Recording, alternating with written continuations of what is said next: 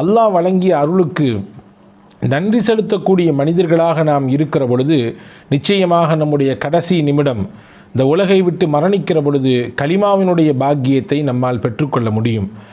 நாம் கேட்டு கிடைத்த அருள் என்பது இருக்கலாம். வாழ்க்கையிலே கேட்காமலேயே பல அருளை அல்லாஹ் நமக்கு தந்திருக்கிறான், பல்வேறு நியமத்துகளை தந்திருக்கிறான். அதிலே முக்கியமானது, பிரதானமானது, நாமெல்லாம் அல்லாஹ் என்று இறைவனை ஒருவன் என்று ஏற்றிருக்கிறோம்.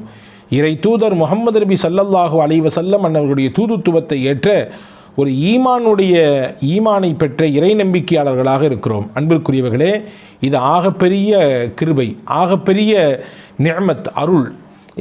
பொதுவாகவே நன்றி செய்கிற பொழுது மென்மேலும் உங்களுக்கு நாம் கொடுத்த அருளை அதிகரித்து தருவோம் என்று அல்லாஹ் சொல்கிறான்.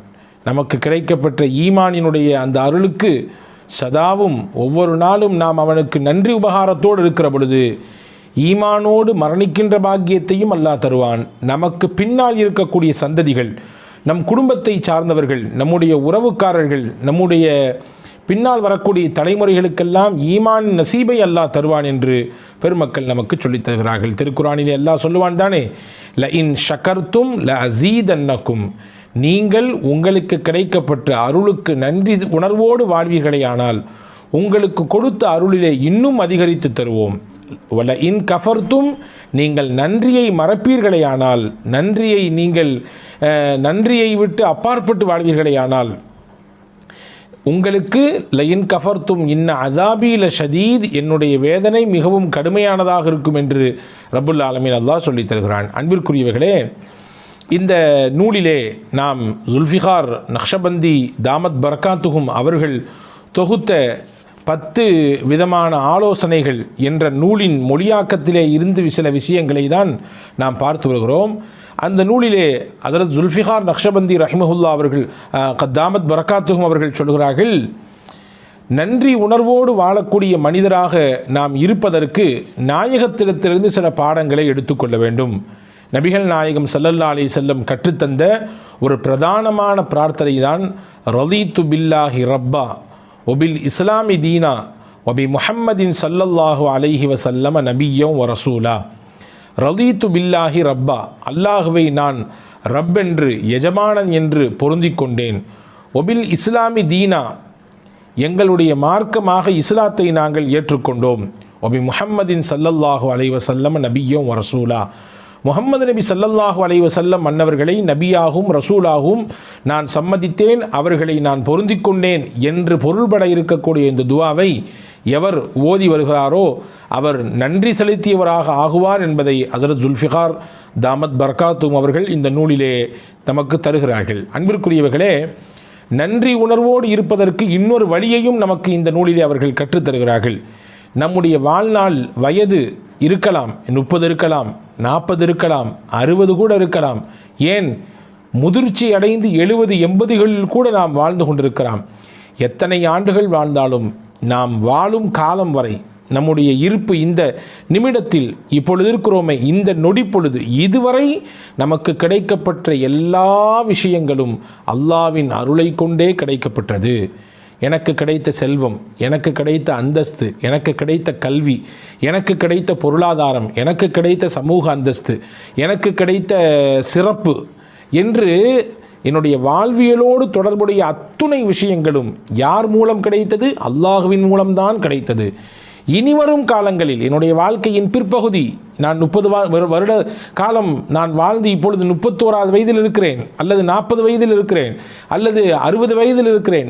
இனி என் ஹயாத் முடியும் வரை, என்னுடைய வாழ்க்கையின் கடைசி வரை கிடைக்கக்கூடிய விஷயமும் அல்லாஹ்விடத்தில் தான் கிடைக்கும் என்ற நம்பிக்கையோடு ஒருவர் அந்த நிலைப்பாட்டை வெளிப்படுத்தக்கூடியவராக இருப்பாரையானால் நிச்சயமாக அவரும் நன்றி உணர்வு மிக்கவர் என்பதை பெருமக்கள், குறிப்பாக ஹஜ்ரத் தாமத் பரக்காத்துஹும் ஜுல்ஃபிகார் தாமத் பரக்காத்துஹும் அவர்கள் சொல்கிறார்கள். அன்பிற்குரியவர்களே, என்னுடைய திறமையாலோ, என்னுடைய கல்வி அறிவினாலோ, என்னிடத்தில் இருக்கக்கூடிய செல்வ செழிப்பினாலோ, என்னிடத்தில் இருக்கக்கூடிய அதிகாரத்தினாலோ, என்னிடத்தில் இருக்கக்கூடிய பலத்தினாலோ எதுவும் கிடைக்கவில்லை, எல்லாம் அல்லாவின் அருள் என்ற எண்ணத்தோடு ஒருவர் தன்னுடைய வாழ்வை அமைத்துக் கொள்வாரையானால் அவரும் நன்றிக்குரியவர், நன்றி செலுத்தியவராக இருப்பார் என்பதை ஹஸரத் ஜுல்ஃபிகார் தாமத் பரகாத்துஹும் அவர்கள் சொல்லித் தருகிறார்கள். அன்பிற்குரியவர்களே, எனவே நன்றி உணர்வோடு வாழ வேண்டும். அது நம்முடைய கடைசி நிமிடத்திலே கலிமாவின் பாக்கியத்தை நமக்கு பெற்றுத்தரும். ஹஸரத் ரசூலுல்லாஹி ஸல்லல்லாஹு அலைஹி வஸல்லம் அன்னவர்கள் சொல்லக்கூடிய ஹதீஸ் பதிவு செய்யப்பட்டிருக்கிறது தானே,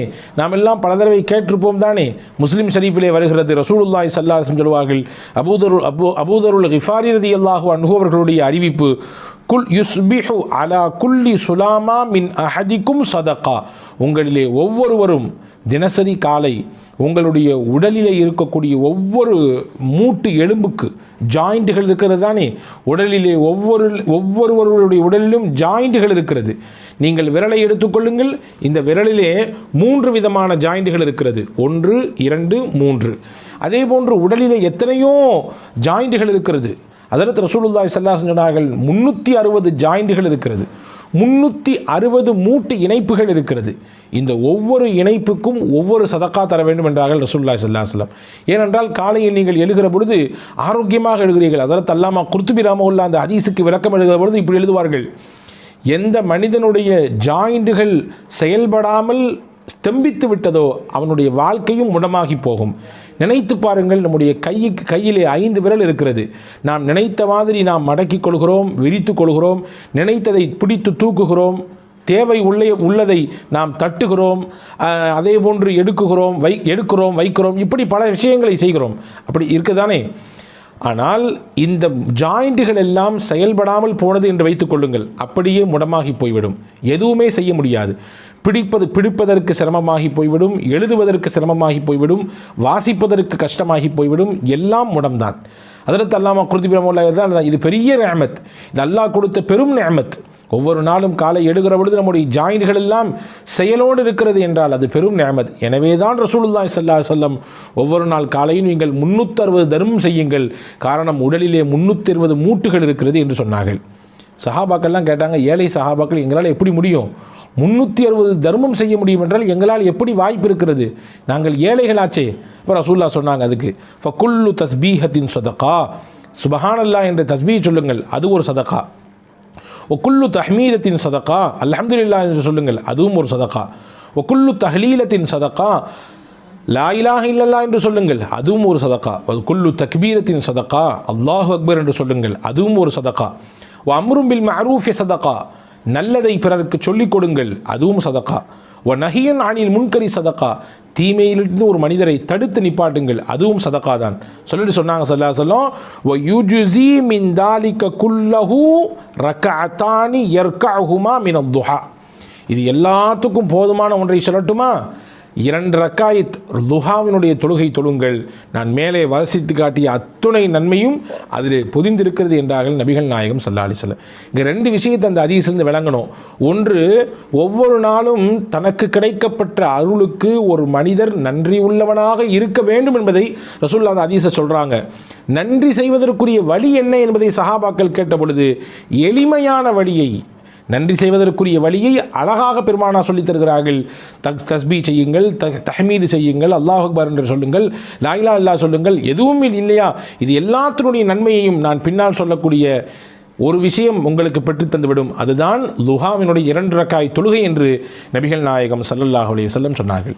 ஆயிஷா ரலியல்லாஹு தஆலா அவர்கள் அறிவிப்பார்கள், ஹதீஸிலே பதிவாக இருக்கிறது, முஸ்லிமிலே வந்திருக்கிறது, கான ரசூலுல்லாஹி ஸல்லல்லாஹு அலைஹி வஸல்லம் யுஸல்லி ஸலாத்தல் லுஹா அர்பஅன், நபிகள் நாயகம் தொடர்ச்சியாக 4 ரக்காயத் லுஹாவினுடைய தொழுகையை எப்பொழுதுமே தொழுவார்கள் என்று ஹஜ்ரத் அன்னை ஆயிஷா ரலியல்லாஹு தஆலா அவர்கள் சொல்கிறார்கள். நாடினால் பெருமானால் யஸீது மாஷா அல்லாஹ், அல்லாஹ் நாடினால் அவர்கள் அதைவிடவும் கொஞ்சம் கூட்டிக் கொள்வார்கள். ஹதீஸ் வந்திருக்கிறது. ரசூலுல்லாஹ்வுடைய பிரதானமான உபதேசங்களில் கட்டுப்பட்டது லுஹா தொழுகையை நீங்கள் விட்டுவிடாதீர்கள், பல்வேறு விதமான பரக்கத்துகள் இதில் இருக்கிறது. ஹஜ்ரத் அபூ ஹுரைரா ரலியல்லாஹு அன்ஹு அவர்கள் அறிவிப்பார்கள், புகாரியிலே பதிவாக இருக்கும், ரசூலுல்லாஹ் எனக்கு பிரத்யேகமாக சொன்னார்கள், வசியத் செய்தார்கள், உபதேசம் செய்தார்கள் 3 விஷயத்தை கொண்டு. அந்த 3லே முக்கியமானது சொலாத்துல் லுஹா, லுஹா தொழுகையை நீங்கள் கைவிட்டு விடாமல் கடைபிடியுங்கள் என்று எனக்கு சொல்லித் தந்தார்கள். ஹதீஸில் வந்திருக்கிறது, நபிகள் நாயகம் ஸல்லல்லாஹு அலைஹி வஸல்லம் சொல்லக்கூடிய ஹதீஸ். ஹதரத் அபூதர் ரலியல்லாஹு அன்ஹு, ஹதரத் அபூதருல் கிஃபாரியும் அபு தர்தா ரலியல்லாஹு அன்ஹு அவர்களும் அறிவிப்பார்கள். முஸ்னத் அஹ்மதிலே இந்த ஹதீஸ் பதிவாக இருக்கிறது.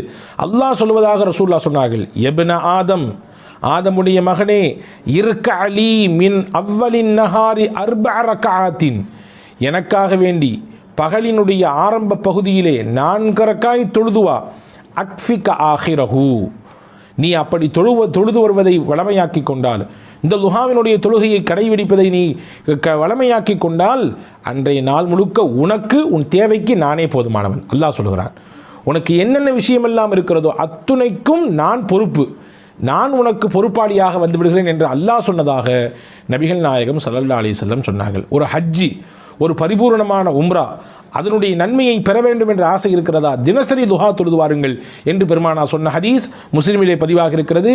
ஹஸரத் அனஸ் இப்னு மாலிக் ரலியல்லாஹு அன்ஹு அவர்களுடைய அறிவிப்பாக, நாங்கள் எங்கள் வாழ்க்கையில் பரக்கத்தை எதிலிருந்து பெற்றுக்கொண்டோம்? லுஹா தொழுகையின் மூலமாக பெற்றுக்கொண்டோம். இன்று பரக்கத்தில்லை, மிகப்பெரிய பஞ்ச நிலை ஏற்பட்டிருக்கிறது, மாத வருமானம் போதாக்குறையாக இருக்கிறது, பத்தாக்குறையாக இருக்கிறது, எங்களுக்கு நெருக்கடியான வாழ்க்கை இருக்கிறது, ரஹ்மத்தும் பரக்கத்தும் வேண்டும் என்று கேட்கக்கூடியவர்கள் நிறைய நம்மிலே உண்டு. அவர்களுக்கெல்லாம் நபிகள் சொல்லக்கூடிய பாடம், லுஹா தொழுகையை கையில் எடுங்கள். அன்பர்களே, லுஹாவிலே இவ்வளவு பெரிய நன்மைகள் இருக்கிறது. லுஹா தொழுகையிலே ரசூலுல்லாஹி ஸல்லல்லாஹு அலைஹி வஸல்லம் அன்னவர்கள் இந்த ஹதீஸின் ஊடாக 2 செய்தியை சொல்லிவிட்டார்கள். ஒவ்வொரு நாளும் அல்லாஹ் உங்களுக்கு வழங்கியிருக்கக்கூடிய அருளை நீங்கள் மறந்து விடாதீர்கள், அவனுக்கு நன்றி செய்து கொண்டே இருங்கள். அந்த நன்றி செய்வதற்குரிய வழியை சொல்லுகிற பொழுது லுஹாவை நீங்கள் தொழுகுங்கள். அதன் மூலமாக நன்றி செய்த நடிகாராகவும் நீங்கள் ஆக முடியும். உங்கள் வாழ்க்கையிலே கிடைக்க வேண்டிய எல்லா விதமான விஷயங்களுக்கும் அல்லாஹ் உங்களுக்கு பொறுப்பாளியாக மாறுகிற உயர்ந்த அந்தஸ்திற்கு உயர முடியும் என்பதையும் நபிகள் நாயகம் ஸல்லல்லாஹு அலைஹி வஸல்லம் இந்த ஹதீஸின் வழியாக நமக்கு சொல்லித் தருகிறார்கள். அன்பர்களே, எனவே நன்றி உள்ள அடியாராக நாம் இருக்கிற பொழுது நிச்சயமாக நமக்கு அல்லாஹ் வழங்கியதை இன்னும் அதிகப்படுத்துவான் என்பது ஒருபுறம் இருந்தாலும், மறுபுறம் முக்கியமாக நம்முடைய கடைசி சமயத்திலே கலிமாவின் பாக்கியம் கிடைக்கும். ஒரு கல்லில் 2 மாங்காய் என்று இதைதான் சொல்வார்களோ, வல்ல ரஹ்மான் பின்பற்றி நடக்கக்கூடிய தௌஃபீகை உங்களுக்கும் எனக்கும் எல்லா மக்களுக்கும் தருவானாக. அடுத்த செய்தி என்ன என்பதை அடுத்த பதிவிலே நான் உங்களோடு பகிர்ந்து கொள்கிறேன். அதுவரை உங்களிடமிருந்து விடைபெறுகிறேன். வாஹிர் தாவான் அல்ஹம்துலில்லாஹி ரப்பில் ஆலமீன். அஸ்ஸலாமு அலைக்கும்.